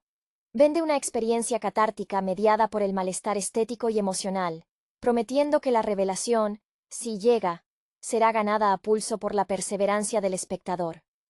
La revelación final del episodio, presentada no como un clímax explosivo, sino como un susurro visualmente impactante, involucra un objeto que hasta ahora había permanecido oculto bajo una tela oscura en un rincón olvidado del estudio. Se trata de una pequeña escultura, aparentemente incompleta, hecha de un material inusual, quizás bronce patinado o madera exótica. Su forma es abstracta, sugiriendo una figura humana en proceso de desintegración o, alternativamente, de renacimiento. Este objeto funciona como el centro gravitatorio del conflicto emocional del protagonista, y su descubrimiento finaliza el arco del piloto con una nota de ambigüedad intensificada. La elección de este objeto escultórico, en lugar de un documento o una carta, sugiere que la herida principal del protagonista es de naturaleza artística y conceptual, ligada a la creación y la forma. Si consideramos la inclinación de ciertos artistas hacia la escultura como medio de confrontación tridimensional con el vacío, esta pieza encapsula la lucha del personaje por dar forma a su caos interno. El actor principal, cuya biografía profesional indica una fascinación temprana por las artes plásticas antes de dedicarse a la actuación, parece estar canalizando una conexión personal con la frustración de la forma no realizada. La luz que incide sobre la escultura en el plano final es la única fuente de calidez cromática en todo el episodio, un destello fugaz de potencial perdido o futuro incierto. Emocionalmente, este hallazgo provoca una reacción casi imperceptible en el protagonista. Un estremecimiento que recorre su mandíbula y una dilatación mínima de las pupilas. No hay lágrimas ni gritos. Es una implosión contenida. Esta sutileza es el sello distintivo de la dirección, que prefiere el eco al impacto inmediato. La directora, conocida por su enfoque metódico y su respeto por el ritmo interno de los actores, construye la tensión no sobre lo que sucede, sino sobre la lenta digestión de lo que ya ha sucedido. La escultura se convierte en un testigo mudo de su fracaso profesional o personal más significativo. El diseño de vestuario del protagonista refuerza su estado de hibernación. Viste ropa que parece haber sido elegida hace semanas y que ya no se ajusta bien a su cuerpo, sugiriendo una pérdida de peso o una desatención total a las convenciones sociales. Las texturas son pesadas, como lanas gruesas o algodón desgastado, sirviendo como una capa protectora contra el mundo exterior. Este descuido deliberado contrasta fuertemente con la elegancia sobria de la mensajera y acentúa la brecha entre el mundo que él ha abandonado y el aislamiento que ha abrazado. Dream Productions, con este episodio de debut, establece un pacto con el espectador. La recompensa no será la resolución fácil, sino la comprensión íntima de la anatomía de una caída, presentada con una maestría visual y una profundidad psicológica que prometen una serie densa y exigente. El tono general que se consolida al final del primer episodio es el de una tragedia inminente que se desarrolla a cámara lenta, cimentada en la convicción de que la inacción es, en sí misma, una forma de acción devastadora. La producción de Dream Studios parece inspirarse en el realismo existencial europeo, donde la trama es secundaria a la exploración del vacío dejado por la pérdida de propósito. Esta aproximación narrativa dista mucho de las series contemporáneas centradas en el ritmo acelerado y la gratificación inmediata, posicionando a esta producción como una pieza de nicho destinada a aquellos que buscan un cine más contemplativo y anclado en la atmósfera. La presencia de la música clásica en el trasfondo, especialmente en los momentos en que el protagonista se enfrenta a la escultura, opera como un contrapunto irónico a su estado actual. Si se tratara de una pieza de un compositor conocido por su rigor estructural, como Bach o Shostakovich, su uso subraya la ironía de su propia falta de estructura. El director musical, que en su carrera ha demostrado una habilidad para emplear partituras complejas, sin permitir que dominen la escena, aquí utiliza la música como un susurro insistente sobre el orden que una vez fue posible. Esta elección refuerza la idea de que el protagonista está atormentado por su propio talento no materializado. La caracterización del espacio físico se vuelve más alegórica en el desenlace. La habitación, con sus techos altos y mobiliario escaso, adquiere las connotaciones de una celda más que de un refugio. La luz del amanecer, que finalmente penetra por una grieta en las cortinas, no trae esperanza, sino una iluminación cruda y desangelada sobre el desorden acumulado. Este amanecer es frío y revelador, despojando al protagonista de la relativa comodidad de la oscuridad. La paleta de colores, que se ha mantenido apagada y saturada de sombras durante todo el episodio, parece resistirse a la claridad, indicando que el personaje no está listo, ni siquiera anhela, ser visto en la luz del día. La emoción final que se transmite es la del personaje al borde de una decisión ineludible. El protagonista no mira la escultura con tristeza, sino con una concentración casi científica, como si estuviera buscando el error de cálculo que llevó a su estado presente. Esta cualidad analítica, a pesar de su evidente fragilidad emocional, sugiere una mente todavía activa, planeando, aunque sea la siguiente etapa de su declive, o, con suerte, su resurrección. La cámara se aleja lentamente de él mientras toca el objeto, dejando que el silencio retome el control de la escena.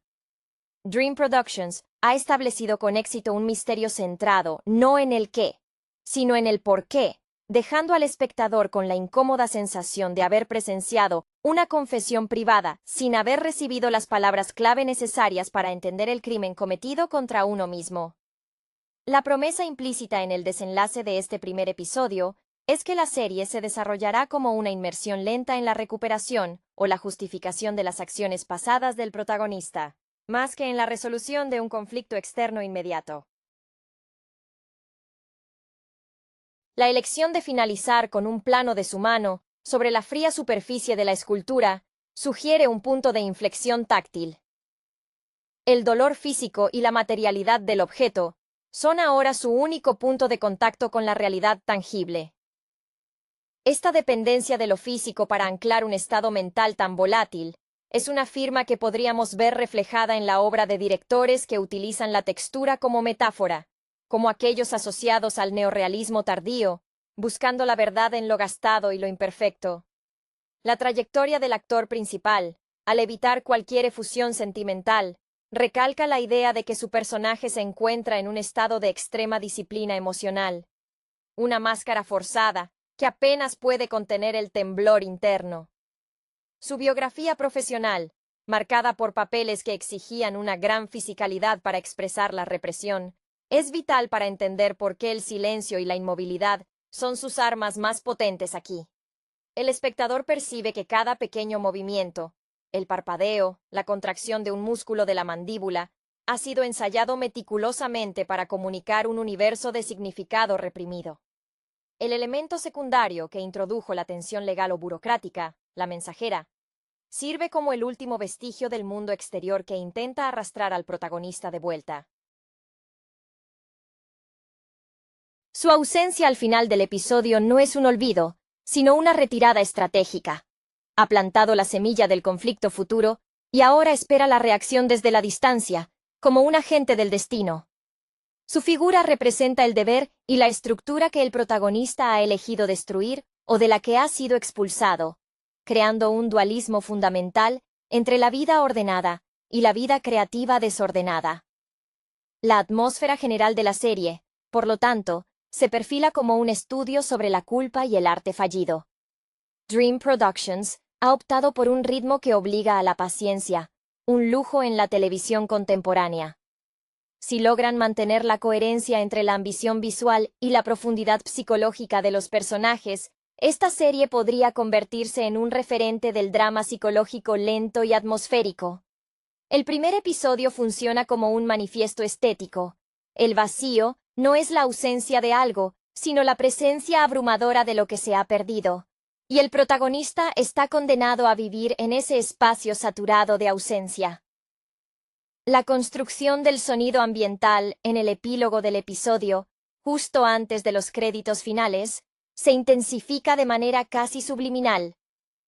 Ya no son solo los ruidos diegéticos, el goteo, el crujido, sino una capa sutil de reverberación que parece provenir de las propias paredes de la habitación, como si el espacio estuviera vivo y resonara con la angustia acumulada. Esta técnica acústica sugiere que la psique del protagonista ha saturado su entorno hasta el punto de alterar la percepción sensorial de la realidad. Un recurso que directores obsesionados con lo onírico emplean para difuminar los límites entre el sueño y la vigilia. La intención de Dream Productions parece ser que el espectador no solo observe el sufrimiento, sino que lo escuche en el mismo nivel de intimidad opresiva. El protagonista, al retirarse de la escultura, no muestra alivio, sino una renovada sensación de peso, como si tocar el objeto le hubiera confirmado la magnitud de su fracaso. Su respiración, ahora visiblemente superficial en la penumbra, indica un estado de hipervigilancia constante, propio de alguien que espera un juicio inminente. El actor demuestra aquí su maestría al diferenciar entre la fatiga física y el agotamiento del espíritu. Su cuerpo está cansado, pero su mente parece estar trabajando frenéticamente en alguna forma de cálculo o estrategia de evasión. Este es el verdadero conflicto, la lucha interna entre el deseo de desaparecer y la necesidad instintiva de justificar su existencia a través de la obra inacabada. La dirección artística merece ser analizada por su uso del color negativo. Las sombras no son simplemente ausencia de luz, son bloques sólidos de negro profundo que parecen absorber cualquier atisbo de color. Esta ausencia de matices más allá de los grises y ocres terrosos sirve como un comentario visual sobre la vida emocional del personaje. Solo existen los extremos, el dolor abrumador o la nada absoluta. Es una paleta que evoca la desesperanza del cine nórdico más austero, donde la belleza se encuentra únicamente en la cruda honestidad del sufrimiento. El primer episodio concluye con el protagonista realizando un acto pequeño, casi insignificante: cerrar las cortinas que antes dejaban pasar un fino rayo de luz fría. Este cierre no es un acto de rendición total, sino de control restaurado sobre su limitada esfera de influencia. Es el único poder que le queda. Este gesto, desprovisto de melodrama, comunica una conclusión narrativa. El personaje ha elegido su confinamiento, al menos por ahora. Dream Productions ha presentado una primera entrega que prioriza la atmósfera y el subtexto sobre el diálogo expositivo, prometiendo una serie que se deleitará en la lenta disección de una mente compleja y rota. Un desafío tanto para los creadores como para el público dispuesto a seguirlo. La elección de la escultura como objeto catalizador del episodio finaliza la presentación de la crisis, pero abre la puerta a la exploración de la ambición frustrada. Si el protagonista es un artista, y la escultura representa su obra cumbre no realizada, la narrativa se establece sobre la dialéctica entre la perfección idealizada y la realidad imperfecta de la creación. Este enfoque resuena con las biografías de muchos creadores que, habiendo alcanzado cierto nivel de maestría técnica, se paralizan ante la imposibilidad de plasmar la visión pura en un medio físico limitado. El actor principal, con su reputación de investigar profundamente los procesos creativos tortuosos, dota a este dilema artístico de una autenticidad palpable, haciendo que el espectador sienta el peso de la expectativa no cumplida. La interacción con la mensajera, aunque breve, funciona como el último contacto con la estructura social. Su postura erguida y su enfoque en el documento que porta contrastan con la postura encorvada y la fijación del protagonista en el objeto artístico. Esta dualidad es fundamental. El mundo exige responsabilidad tangible, el papel, las obligaciones, mientras que él se aferra a la responsabilidad intangible, la obra de arte, la visión. La dirección utiliza el encuadre para acentuar esta separación. A menudo, los vemos separados por un umbral o desenfocados en relación al objeto de interés, subrayando que el conflicto es de planos de existencia. Emocionalmente, la lentitud del primer episodio no es estancamiento, es la acumulación de presión. El público percibe que el protagonista está bajo una carga insoportable, y la falta de acción dramática externa obliga a la atención a centrarse en los microeventos internos. La forma en que la luz se refracta en el cristal, el sonido de la tela al moverse. La cinematografía se convierte en un eco visual de la ansiedad, donde el encuadre cerrado y los planos detalle son casi invasivos, buscando penetrar la barrera que el personaje ha levantado. El uso del silencio en los momentos clave, donde el protagonista está solo con la escultura, es la herramienta más potente de Dream Productions para establecer el tono de la serie. Este silencio no es pacífico, es un vacío sonoro lleno de potencialidad, no realizada y de ecos de lo que fue. La expectativa para los próximos episodios radica en si esta atmósfera se mantendrá o si la trama forzará al personaje a romper su caparazón, arriesgándose a un diálogo más explícito que podría, paradójicamente, debilitar la fuerza de la evocación visual lograda en este debut. La promesa es clara. La serie será una meditación estética sobre la parálisis creativa y el peso del genio no manifestado. La atmósfera lograda en este primer acto, mediante la saturación de elementos visuales y sonoros que apuntan al malestar, prepara el terreno para un desarrollo temático que parece centrarse en la culpa generacional o hereditaria. Si bien la caída del protagonista es personal, la manera en que se aferra a la escultura inacabada y evita el contacto con el exterior sugiere que el origen de su parálisis no es reciente, sino un legado emocional. La dirección artística, con su tendencia a lo decadente pero meticulosamente compuesto, insinúa que el entorno del protagonista no es solo un reflejo de su estado mental, sino un mausoleo heredado de expectativas fallidas. La figura femenina del inicio, la de la historia no resuelta, cobra nueva relevancia al ser vista ahora a través del prisma del fracaso artístico. Su resentimiento implícito podría no ser solo por un amor perdido, sino por haber sido testigo de un talento que se autodestruyó.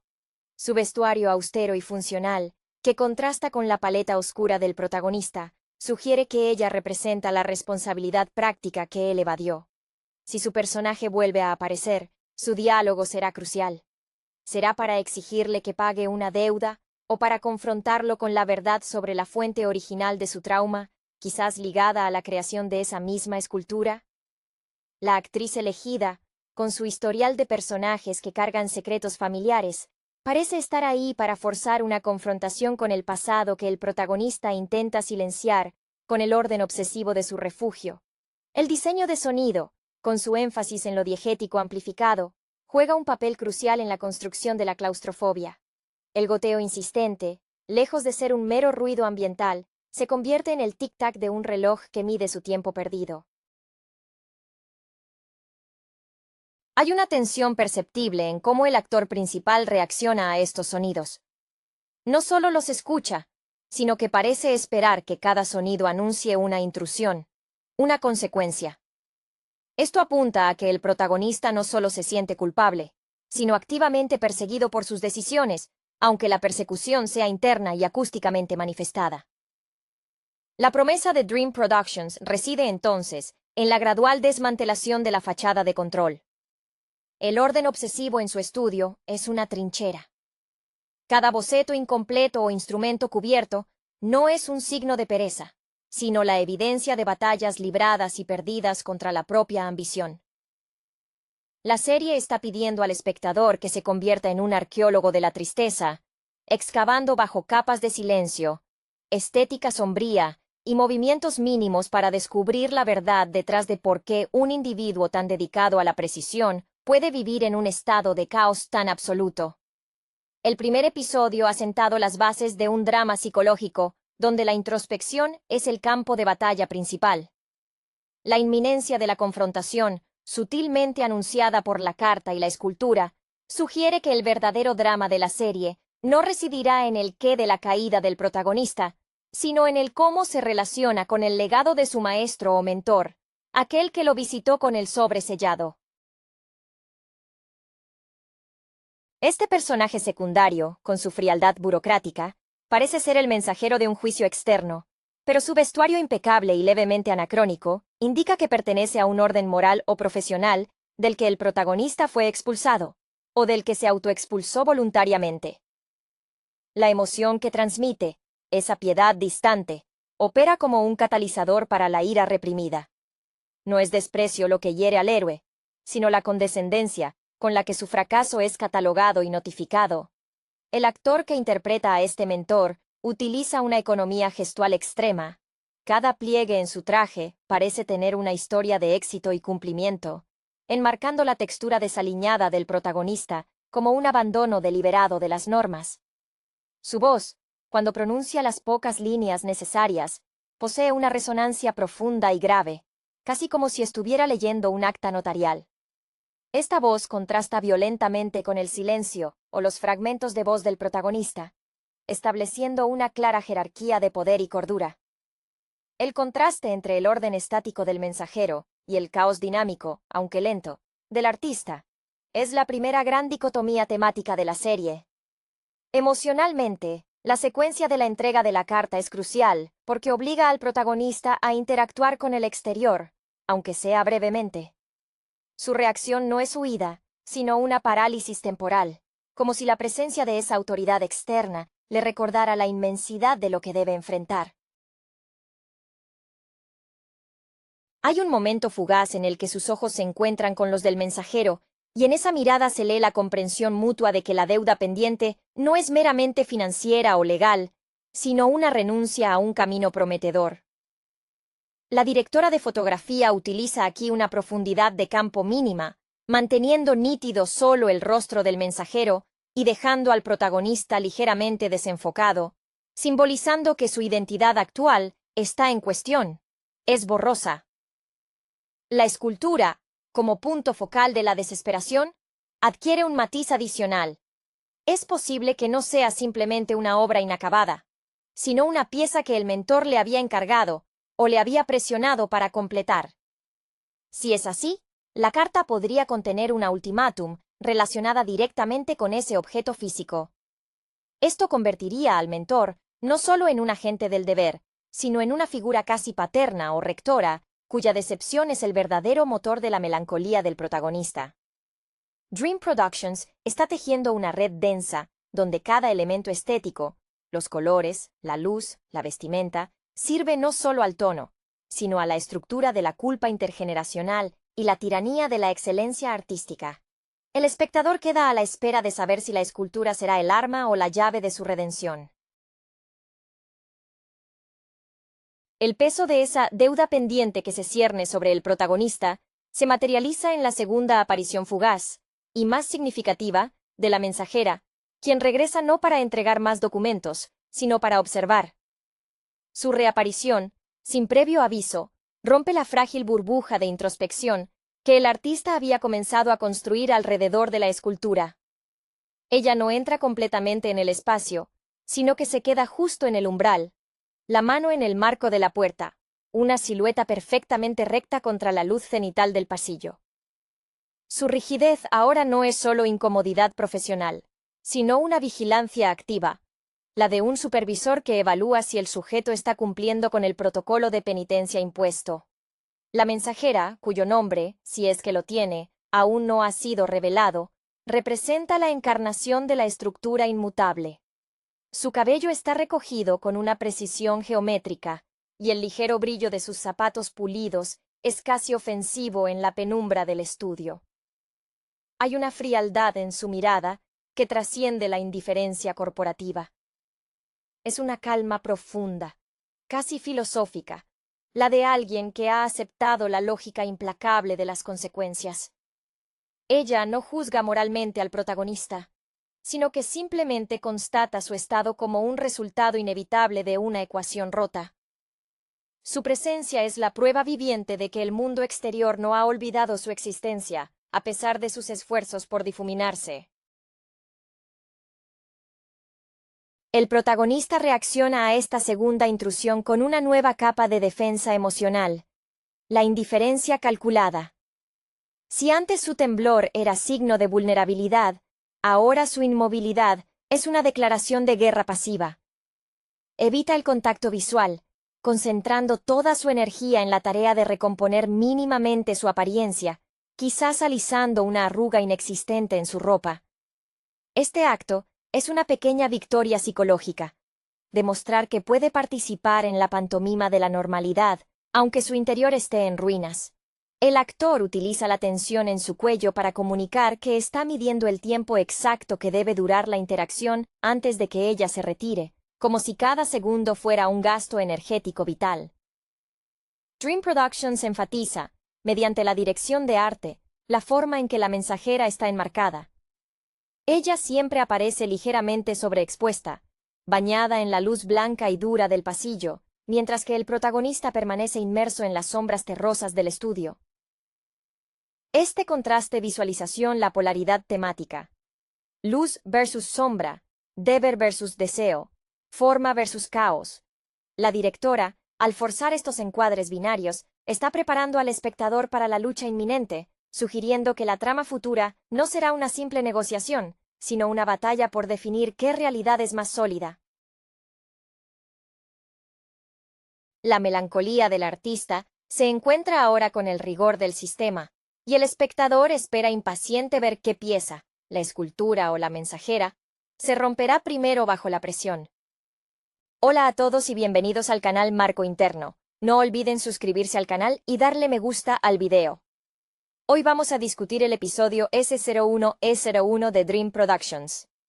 La brisa marina acariciaba la costa californiana, mientras la cámara se enfocaba en la figura imponente de Robert A. Sterling, un titán en el mundo de la producción cinematográfica, conocido por su visión audaz y su obsesión por el detalle, casi un heredero moderno de los grandes estudios clásicos. Su ambición no conocía límites, y el episodio inicial nos introduce en la gestación de lo que él llama su obra maestra, Dream Productions. Sterling, con esa energía inagotable que lo caracterizó desde sus inicios como joven productor independiente que luchaba por conseguir financiación para películas de género, ahora buscaba redefinir el concepto mismo de cine. Su primera gran adquisición fue la joven directora Elara Vance.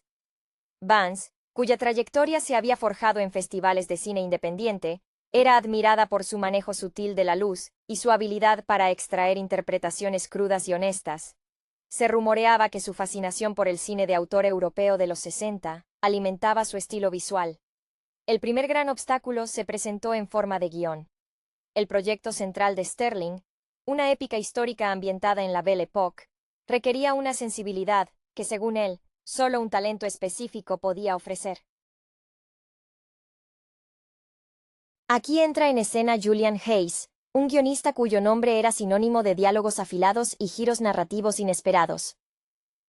Hayes, famoso por haber abandonado una lucrativa carrera en el guionismo de series de televisión para dedicarse a narrativas más complejas y menos comerciales, dudaba en sumergirse en un proyecto tan masivo. La tensión entre el pragmatismo comercial de Sterling y la pureza artística de Hayes se convirtió en el motor invisible del episodio.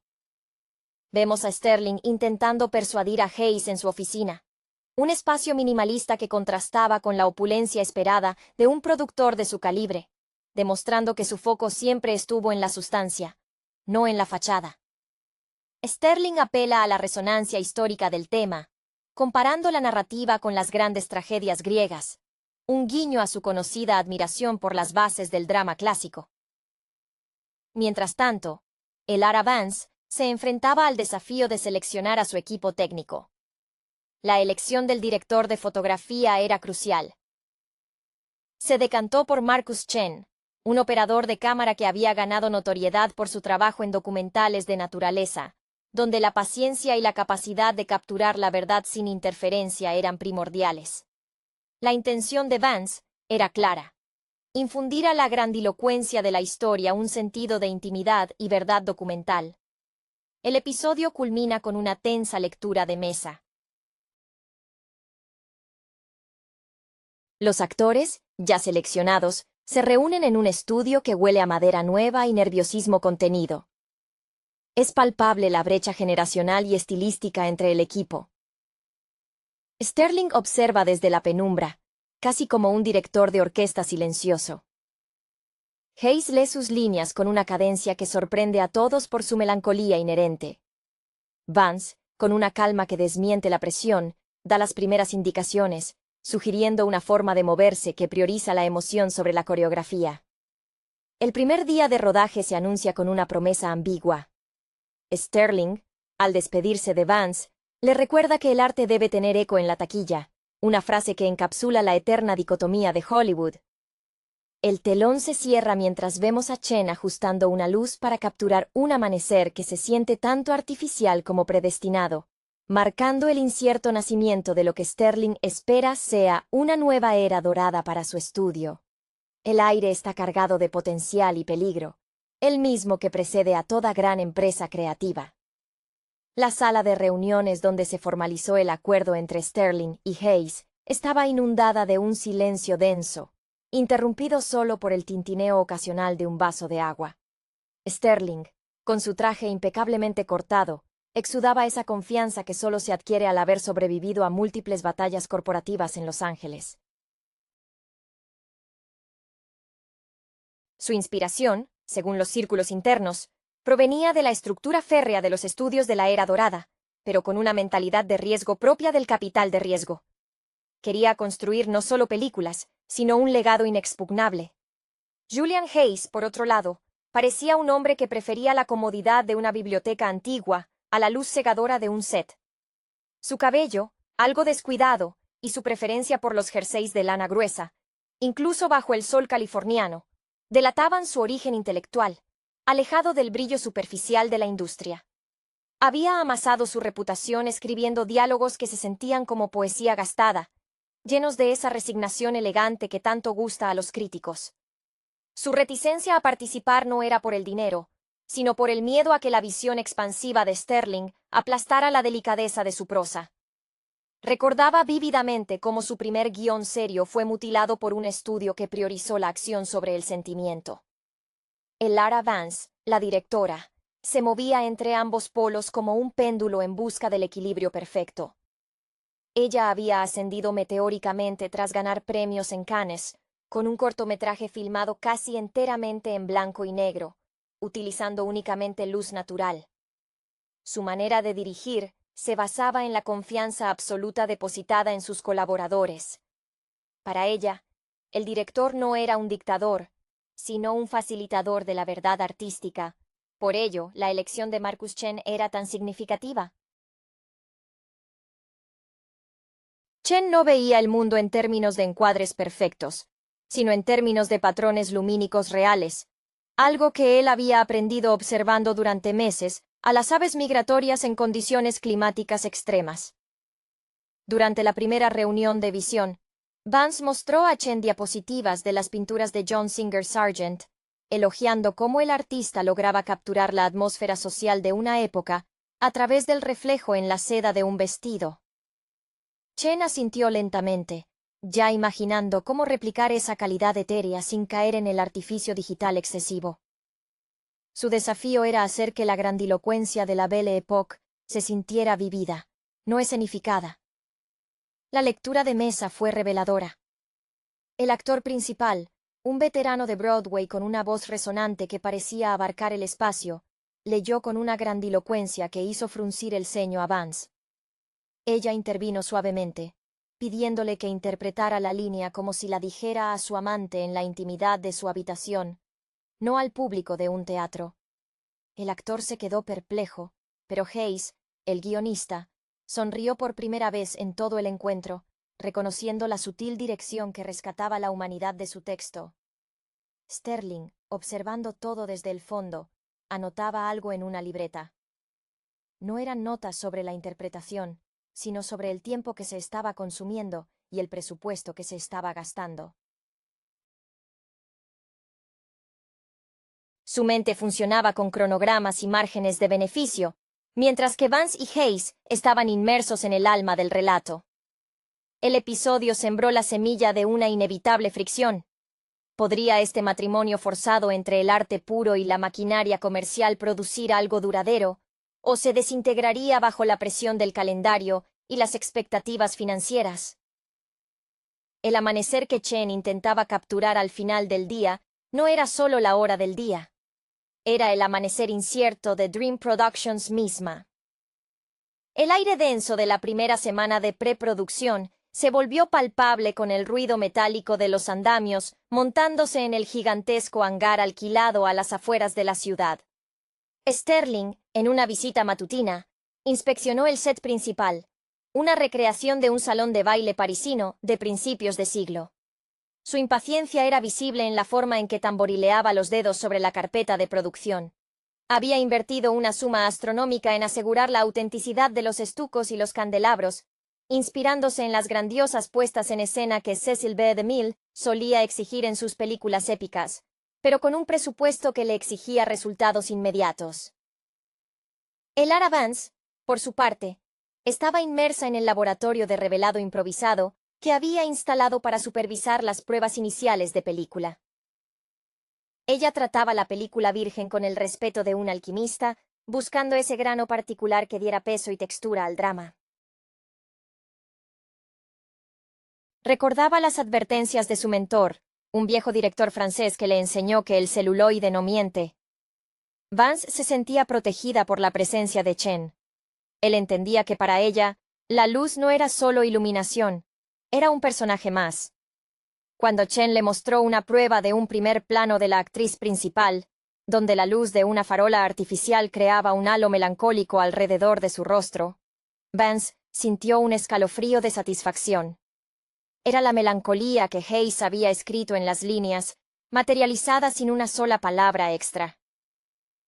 Julian Hayes, sintiéndose ajeno al frenesí técnico, se había retirado a una pequeña oficina provista por el estudio, rodeado de libros sobre historia social de la Tercera República Francesa. Estaba reescribiendo una escena de corte crucial, sintiendo que la versión leída